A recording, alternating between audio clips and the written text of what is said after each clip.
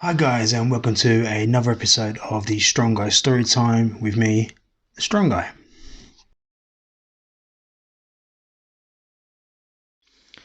Hi friends, and welcome to episode 5 of the Strong Guy Story Time Norse Mythology series, where today I'll be reading The Master Builder, where the gods ask for a wall to build around Asgard.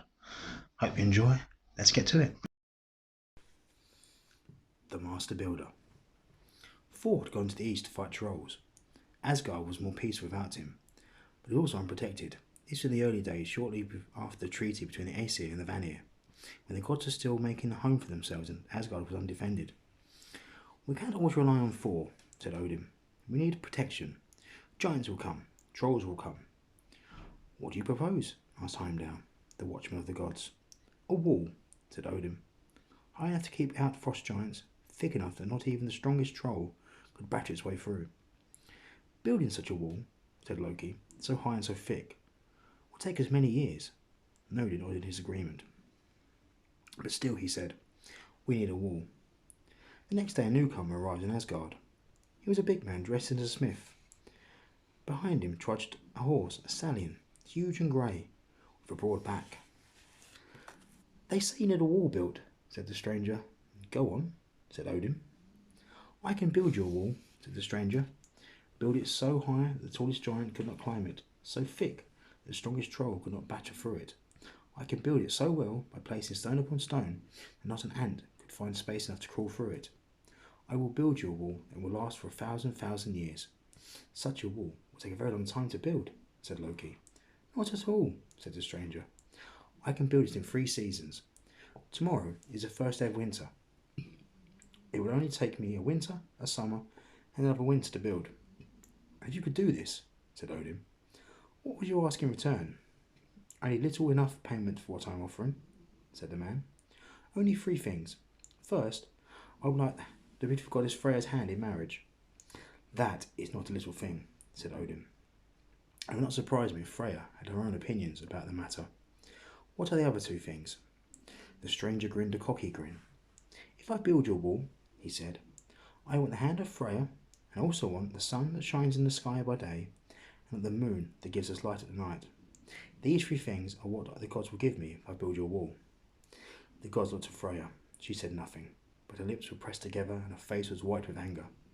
Around her neck was a necklace of the Risings, which shone like the northern lights as it brushed her skin, and her hair was banded in gold, which was almost as bright as the hair itself. "Go and wait outside," said Odin to the stranger.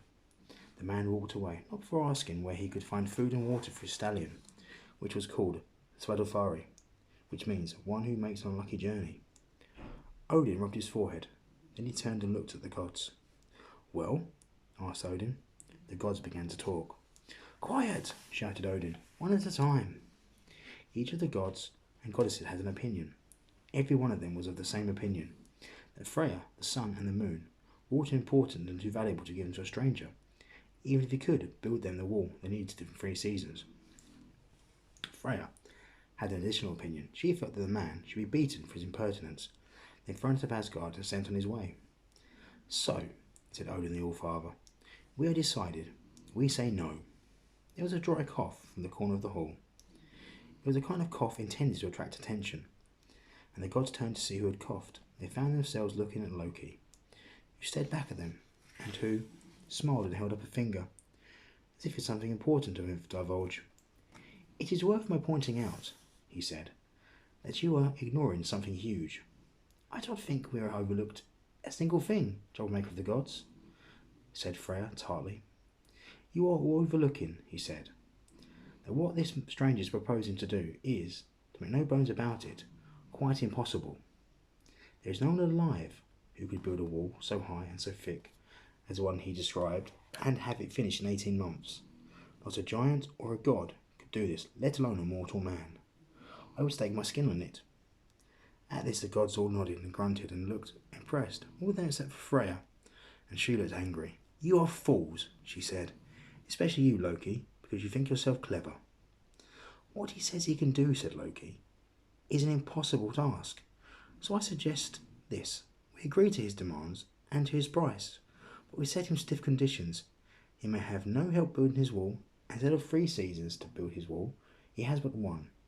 If on the first day of summer any of the wall is unfinished, and it will be, then we pay him nothing at all. Why would he agree to that? Asked Heimdall. What advantage would that give us over not having a wall at all? Asked Freya's brother. Loki tried to suppress his impatience. Were all the gods fools? He began to explain, as if he was explaining to a small child. The smith will begin to build his wall. He will not finish it. He will work for 6 months, unpaid on a fool's errand. At the end of the 6 months, we will drive him away. We might even beat him for his presumption. And then we can use whatever he has done so far as foundations of the wall that we will complete in the years to come. There is no risk to us of losing Freya, let alone the sun or moon. Why would he say yes to building it in the season? Asked Tyr, god of war. He may not say yes, said Loki, but he seems arrogant and sure of himself, and not the kind to refuse a challenge. All the gods grunted and clapped Loki on the back, and told him he was a very crafty fellow. It was a good thing that he was crafty and on their side, and now they would get their foundations built from nothing. And they congratulated each other on their intelligence and their bargaining ability. Freya said nothing. She fingered her necklace of light, the gift of the Brisings. This was the same necklace that had been stolen from her by Loki in the form of a seal, when she was bathing, and that Heimdall had fought in the seal form with Loki to return to her. She did not trust Loki. She did not care for the way his conversation had gone. The gods called the builder into the hall. He looked around at the gods. They all seemed in good humour, grinning and nudging each other and smiling. Freya, however, did not smile. Well, asked the builder. You asked for 3 seasons, said Loki. We will give you 1 season, and 1 season only.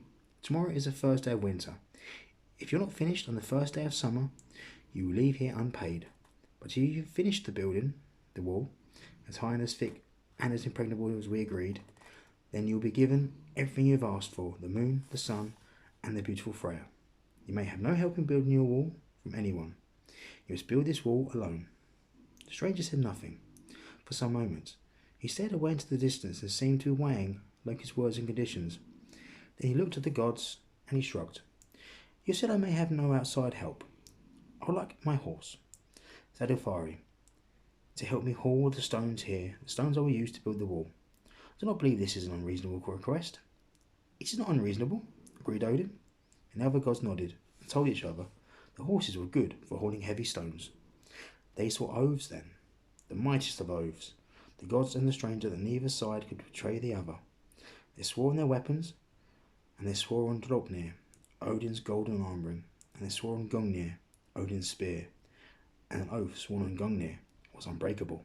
The next morning, as the sun rose, the gods stood to watch the man work. He spat in his hands and he began to dig a trench, into which the first stones would go. He digs deep, said Heimdall. He digs fast, said Freya's brother. Well, yes, obviously he is a mighty digger of ditches and trenches, said Loki grudgingly. But imagine how many stones you have to haul here from the mountains. It is one thing to dig a trench, it's another to haul the stones many miles, unaided, and then place them one stone upon the next, so tightly fitted that not an ant could crawl between them, higher than the tallest giant to make a wall. Freya looked at Loki with disgust, but she said nothing. When the sun set, the builder mounted his horse and set off for the mountains to gather his first rocks. The horse dragged an empty stone boat behind it, a low sled that it pulled across the soft earth. The gods watched them leave. The moon was high and pale in the early winter sky. He'll be back in a week, said Loki. I'm curious to see how many rocks that horse can haul. It looks strong. The gods then went to their feast hall, and there was much merriment and laughter, but Freya did not laugh. It snowed before dawn, a light dusting of snowflakes, a presentiment of the deep snows that would come further into the winter. Heimdall, who saw everything approaching Asgard, and who missed nothing, woke the gods in the darkness. They gathered by the trench the stranger had dug the previous day. In the gathering dawn they watched the builder walking beside his horse, coming towards them. The horse was steadily dragging a score of blocks of granite, so heavy that the sled made deep ruts into the black earth. When the man saw the gods, he waved and called good morning cheerfully. He pointed to the rising sun, and he winked at the gods. Then he unhitched the horse from the rocks and let it graze while he began to manhandle the first of the granite blocks into the trench he had already dug to receive it. The horse is indeed strong, said Balder, most beautiful of all the Aesir. No normal horse could be able to drag rocks that heavy. It is stronger than we imagined, said Vazir the Wise. Ah, said Loki. The horse will soon tire. This was its first day on the job. It will not be able to haul that many stones every night. And winter is coming. The snows will be deep and thick. The blizzard will be blinding, and the way to the mountain will be difficult. There is nothing to worry about. This is all going according to plan. I hate you so much, said Freya, who stood unsmiling beside Loki. She walked back to Asgard in the dawn and did not stay to watch the stranger build the foundation of his wall. Each night the builder and the horse and the empty stone boat left for the mountain, and each morning they returned, with the horse dragging another 20 blocks, or granted every block larger than the tallest man. Each day the wall grew, and by evening it was bigger and more imposing than it had been before. Odin called the gods to him. This wall is growing apace, he said, and we swore an unbreakable oath, a ring oath, and a weapon oath, that if he finishes building his wall in time, we will give him the sun and the moon and the hand in marriage of Freya the Beautiful. Basil the Wise said, no man can do what this man is doing. I suspect that he must be something more than a man. A giant? Said Odin, perhaps? If only Thor were here, sighed Balder. Thor is hammering trolls away in the east, said Odin. And even if he were to return, our robes are mighty and binding. Loki tried to reassure them. We are like old women, getting ourselves all worried about nothing. The builder cannot finish the wall before the first day of summer, even if he is the most powerful giant in the land. It is impossible. I wish Thor were here, said Heimdall. He would know what to do. The snows fell, but the deep snow did not stop the wall builder and did not slow Zadolfari, his horse. The grey stallion pulled his sled, piled high with rocks, through snowdrifts and through blizzards, up steep hills and down again, through icy gorges. The days began to get longer. Dawn came earlier each morning. The snows began to melt. And the wet mud that was exposed was thick and heavy, the kind of mud that clings to your boots and drags you down. The horse will never be able to haul those rocks through the mud, said Loki. They will sink, and he will lose his footing. But Adilvari was sure-footed and implacable, even in the thickest, wettest mud, and he hauled the rocks to the Asgard. Although the stone boat was so heavy it cut deep gashes into the sides of the hills. Now the builder was hauling the rocks up hundreds of feet and manhandling them each rock into place. The mud dried and the spring flowers came out, yellow coltsfoot and white wooden anemones in profusion, and the wall being built around Asgard was a glorious, imposing thing. When it was finished, it would be impregnable. No giant, no troll, no dwarf, no mortal would be able to breach that wall. And the stranger continued to build with relentless good humour. He did not seem to care if it rained or it snowed. Neither did his horse. Each morning they would bring the rocks to the mountains, and each day the builder would lay the granite blocks upon the previous layer. Now it was the last day of winter, and the wall was all but completed. The gods sat on their thrones in Asgard, and they spoke. The sun, said Balder. We have given away the sun. We place the moon in the sky in order to mark off the days and the weeks of the year, said Bragi, god of the poetry, moodily. Now there will be no moon. And Freya. What will we do without Freya? Asked Tyr. If this builder is actually a giant, said Freya, with ice in her voice, then I will marry him and follow him back to Jotunheim. It will be interesting to see whom I hate more, him for taking me away, or all of you for giving me to him.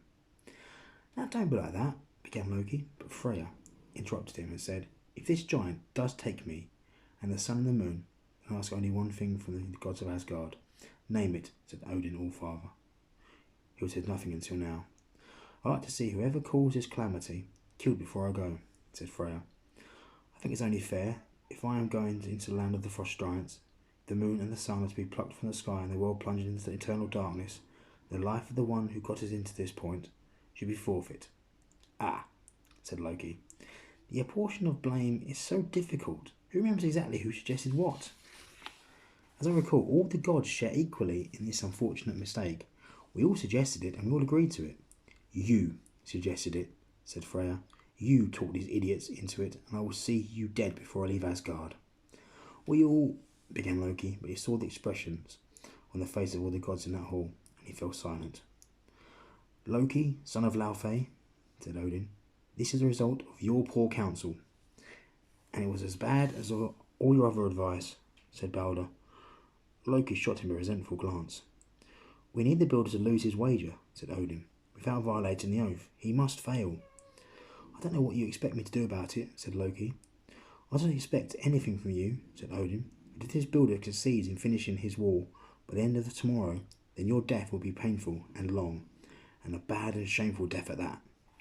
Loki looked from one god to the next, and in each of their faces he saw his death, saw anger and resentment. He did not see mercy or forgiveness. It would be a bad death indeed.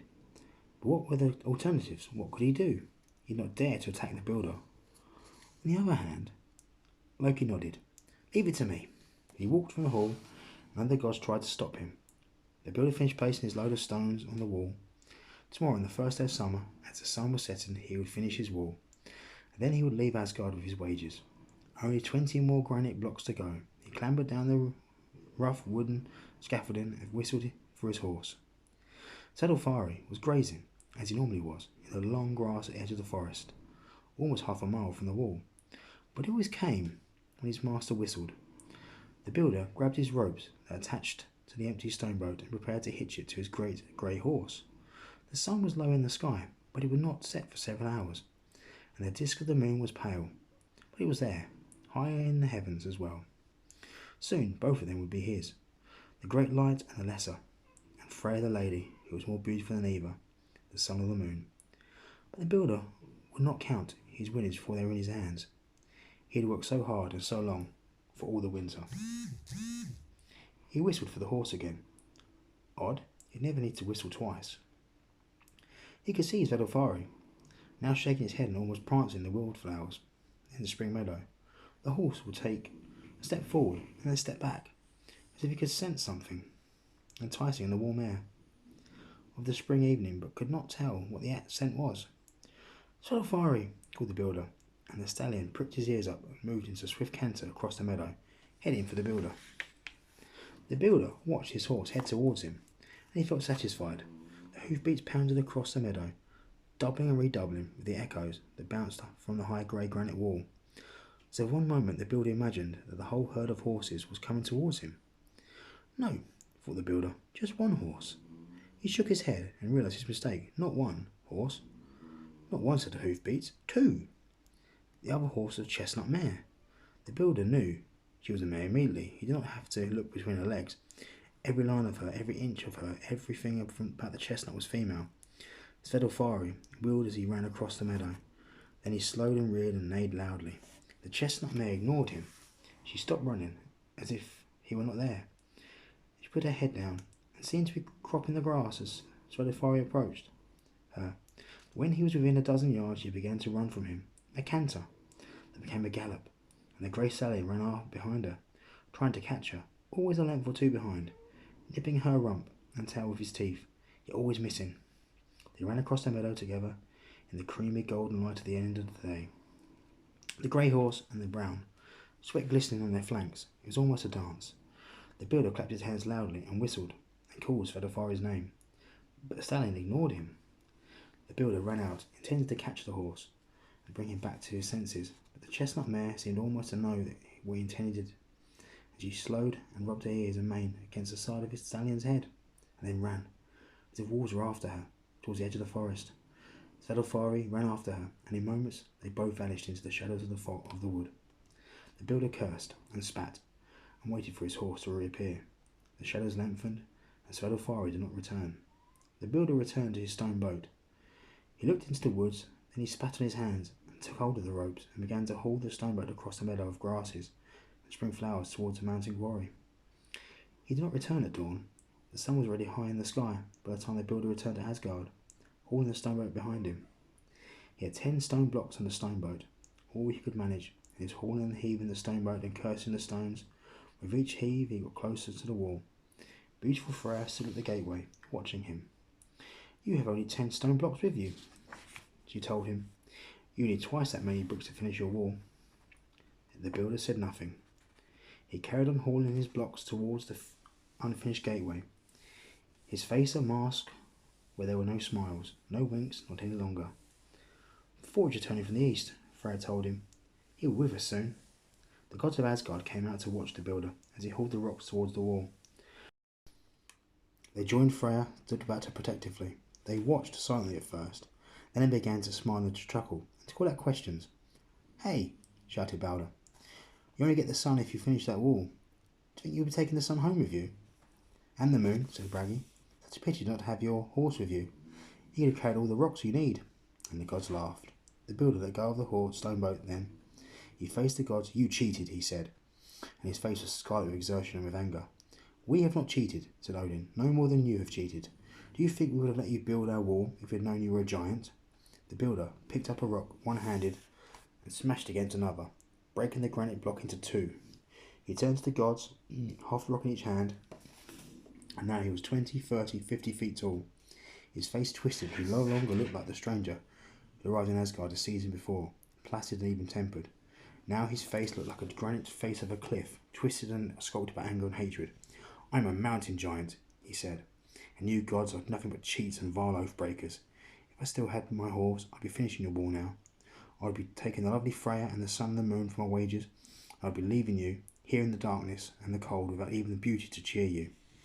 "No oath was broken," said Odin, "but no oath can protect you from us now."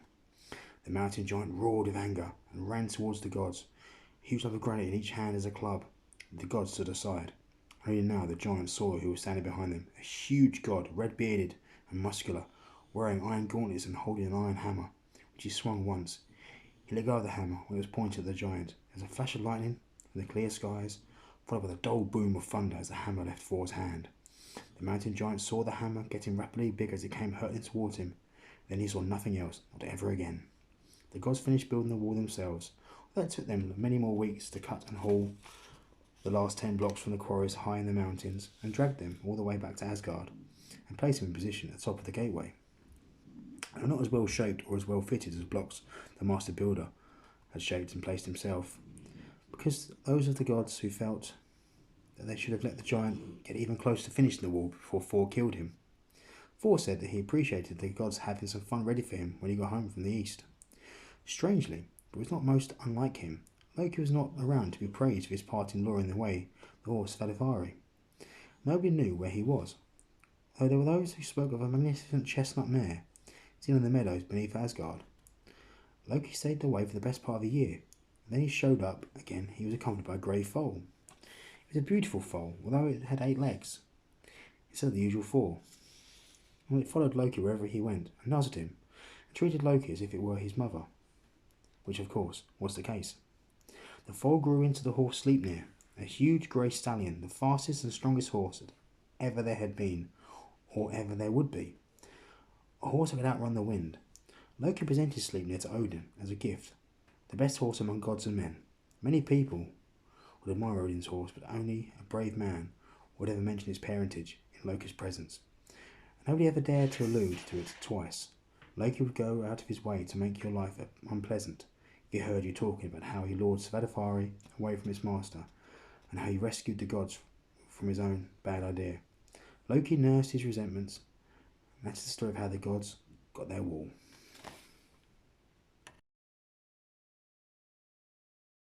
There you have it, guys. Episode 5 of the Norse Mythology series, The Master Builder. Hope you enjoyed it. It was fun to read. Again, apologies for butchering the pronunciation of some of the names. I am trying. So bear with me on that one. I am not Icelandic. I'm English from Essex. So thank you for watching, and I'll see you next time.